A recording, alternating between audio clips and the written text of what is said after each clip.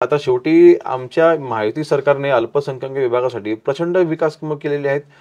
मी माझ्या मतदारसंघामध्ये 10 कोटीपेक्षा जास्त निधी फक्त मोहल्ल्यांसाठी मी आणलेला आहे. बर त्यांच्या कब्रस्तानच्या भिंती असतील, मोहल्ल्यामधले रस्ते असतील, त्यांच्या नळपाणी योजना असतील.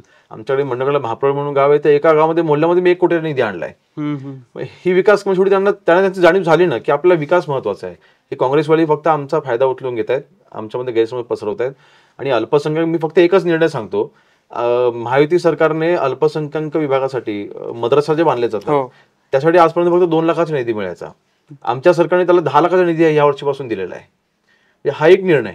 अशा अनेक निर्णय आहेत. जर का मुस्लिम बांधवाला एका मुलाला जर का परदेशामध्ये जर का शिक्षणाला जायचं असेल तर ह्या त्याला मदत मिळायची नाही. परंतु आता वर्षाला 75 विद्यार्थ्यांना एका विद्यार्थ्याला 40 लाख रुपये दिले जातील असा शासनाने निर्णय घेतला. या वर्षीपासून आपण विद्यार्थी परदेशात पाठवतोय अल्पसंख्याकांचे, मुस्लिम बांधवांचे.